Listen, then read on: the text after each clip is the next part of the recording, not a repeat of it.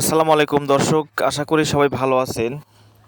আজকে দেখানোর চেষ্টা করছি নাটোর সিংড়া উপজেলা চলনবিল, সেই বাংলার বিখ্যাত সুন্দর চলনবিল কিছু এলাকা দেখানোর চেষ্টা করছি। এখানে দেখতে পাচ্ছেন চলনবিলের কিছু অংশ রয়েছে ধানের চারা, অসংখ্য ধানের চারা। এখন তো বিশেষ করে শীত মৌসুম, এই এলাকায় শুরু হয়ে গেছে ধান লাগানোর কাজ একেবারে ভরপুর। তো দর্শক, এখানে দেখছেন এই নাটোর চলনবিল এলাকায় অসংখ্য রয়েছে হাঁসের ফার্ম, হাজারো হাঁসের ফার্ম রয়েছে। বিশেষ করে এই চলনবিলের গল্প আমরা সারা বাংলাদেশে বিভিন্ন এলাকায় শুনে থাকি। দেখতে পাচ্ছেন এখানে বেশ কিছু হাঁস, কিন্তু দেখেন এই যে ইরি জমি বোনার জন্য যে পানি ছাড়া হয়েছে, সেই পানিতে দেখেন হাঁস কিভাবে খাচ্ছে। হাঁস অনেক খেলা করে, অনেক মজা করে সেই খাবারগুলো খাচ্ছে।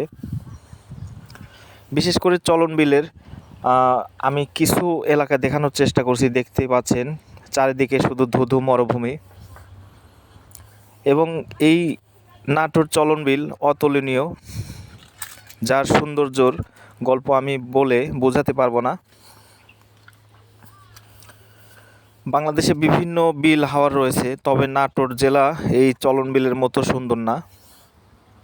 কারণ একটাই, এই বিলের এক গ্রাম থেকে আরেক গ্রামে যেতে একেবারেই বিলটা জমি বিল একেবারে সমান।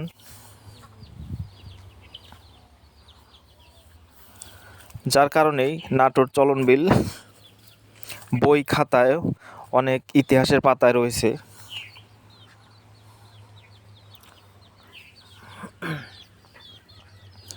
এবং এই নাটোর চলনবিলে একেবারে বিলের মাঝখানে অনেক হাঁসের ফার্ম রয়েছে, যে ফার্ম থেকে হাঁসের ডিম সংগ্রহ করা হয়, এবং এই ডিমগুলো সংগ্রহ হয়ে এখানে তো হাজারো হাঁসের ডিম, যার কারণে এই ডিমগুলো চলে যায় দেশের বিভিন্ন প্রান্তে। এই যে দেখছেন এই শীত মৌসুমে এই এলাকায় যারা কৃষক রয়েছে, একেবারেই ধু মরুভূমি দেখেন।